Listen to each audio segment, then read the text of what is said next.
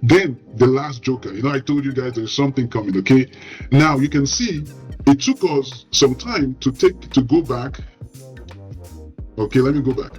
It took us some time to go from just CSV to S3, Athena, Redshift, and then Power BI. What if I can do that automatically? Won't that be awesome? Guys, that is why I say you should wait to the end. I'm going to show you right now how to do just that, okay?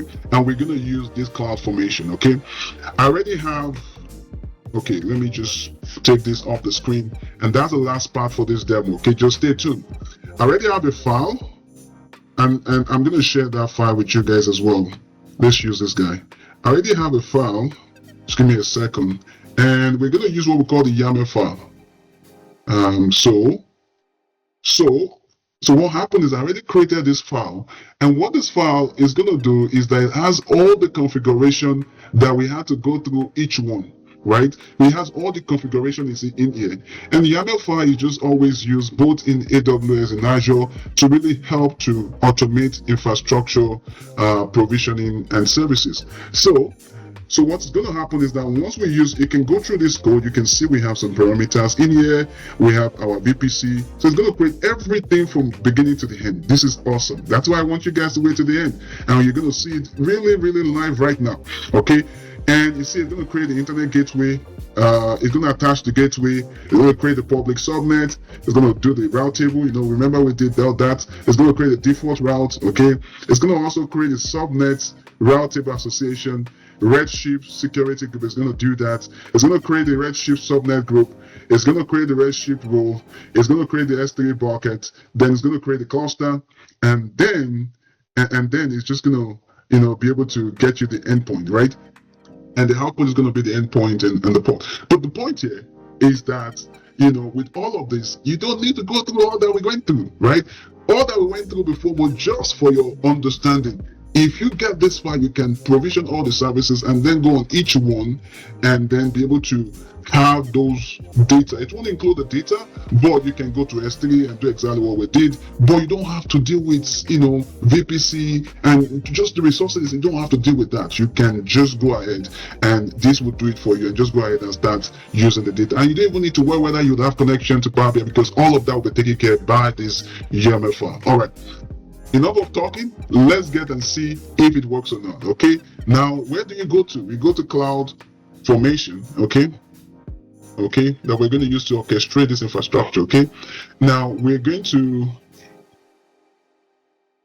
create a stack, all right?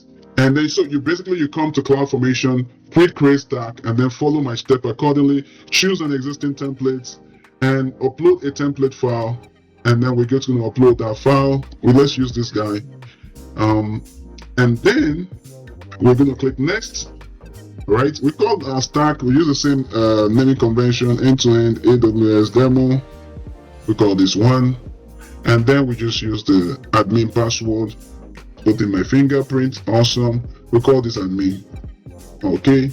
And by the way, that is our that's going to be our database name, username and password, okay?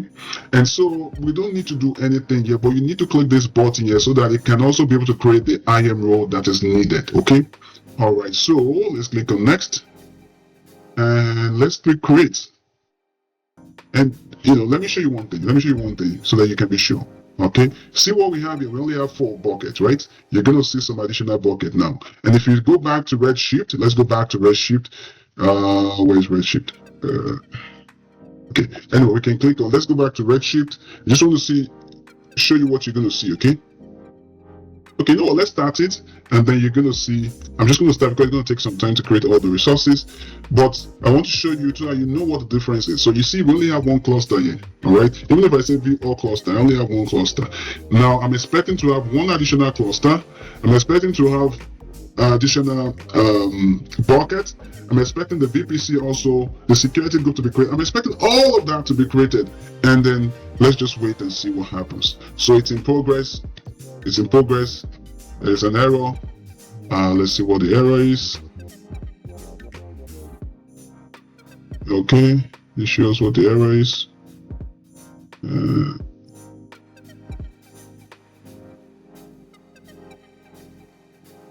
Okay.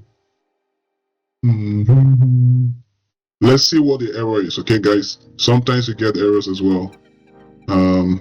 Now what we're going to do, let's try. I will try to delete this guy so I can use the same one.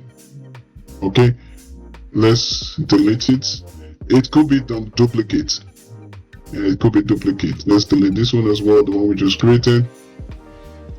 And let's try again. Let's make sure both of them are deleted.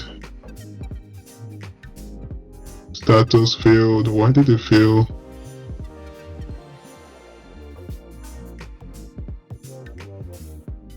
Let's see if it gives us the error message. Okay, there we go. Okay, you can see that your bucket you try to create is not empty. Oh, okay, it's trying to delete a bucket. That's why. Okay, so let's try.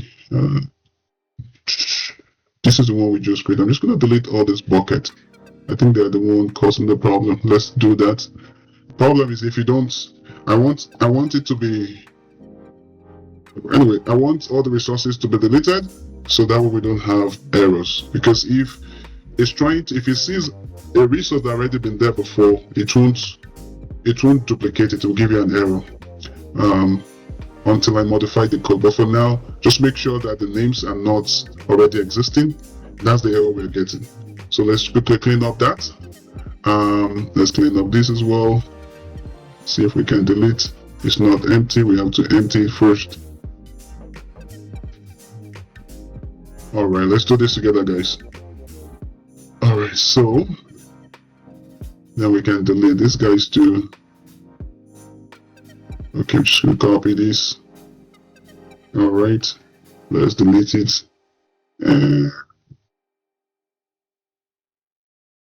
Okay, so we're gonna delete this one too. But first empty it anyway. This empty. Okay, let's go back. Select it, empty, and then we say permanently delete. Okay, and we'll say empty. Awesome. Okay, now we can delete. Okay, we delete. Okay, all right, beautiful. Okay, now that we have deleted that, we've cleaned up. This is what we just created, so that's fine. So let's try to run this. Let's try to delete this again. This should work now. Actually, I'll force delete. Yeah, so it can actually delete now.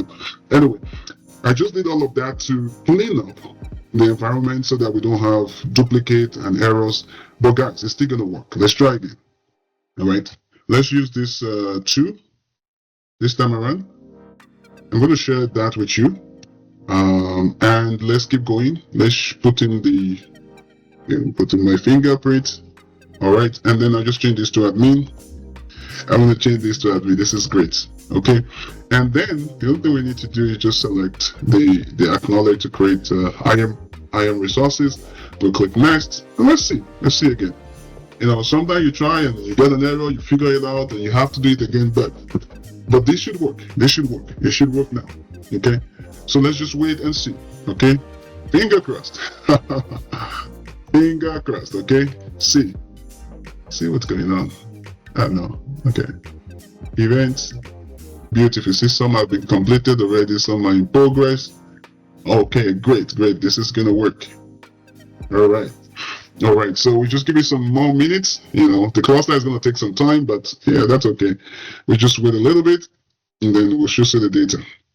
Guys, once this is done, I won't go through all the steps again, but essentially, all your resources have been created. Once this is completed, all you need to do is to go to S3, put in the data, go to Athena, create a database, just all the things that you need to do. But in terms of especially the VPC and the network configuration, that might be a little bit tricky. You don't need to worry about that, which is great, which is perfect. And the other thing you can do with this is you can go back and see those resources and see, okay, if you're trying to create it, from start to finish, and you have some issues, you can always go back and say, okay, if this work, what exactly am I not doing correctly, and try to figure it out that way.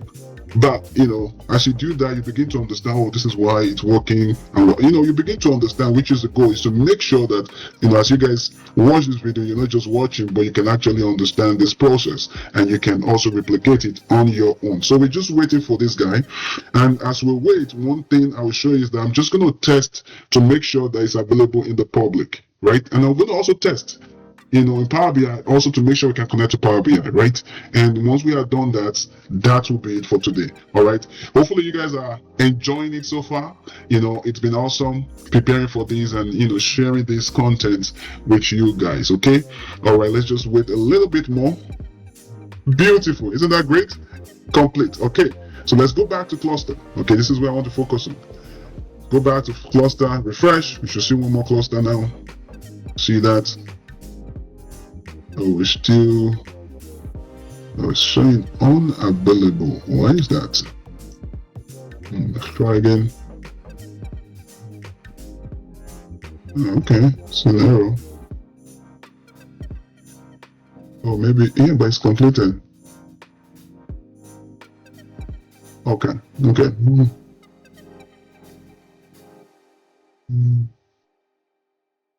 Let's see, why is it not available?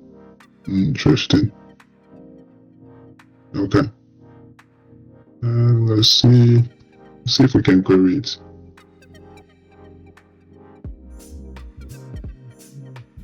Let's see if we can query it. Let's put in our username and password. And we might not, okay, so we have to use this guy. Okay, so let's try and see. I just want to see. It should work.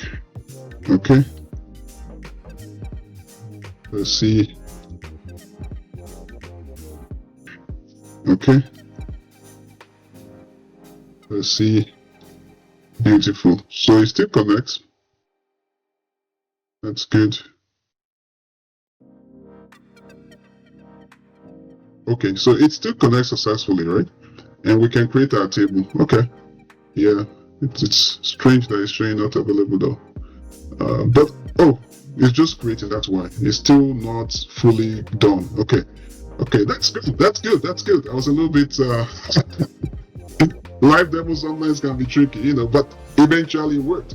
All right. So one thing I told you I want to check for is to make sure that this is available through Power BI. So we're going to use the same file that we used. But this time around, we're going to use that new one. Okay, well, we can try this directly. That's fine. Yeah, usually, I would check to make sure that it's open on the internet, but let's try. Let's make sure that it works. And I'm just going to do this again. And then we can see the database name is not there, so you have to use the right database name. Alright, so this is good. We put in the password. Okay. And let me finish the password. Okay. And let's see. Beautiful, awesome. Isn't that great? We didn't have to do all of those processes ourselves. Just running that automation with everything the way it should. Guys, this is fantastic. So I hope you've learned a lot. I hope you got a lot out of this.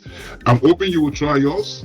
And if there's a better way you think this can be done, I mean, this is just a very simple and a high level.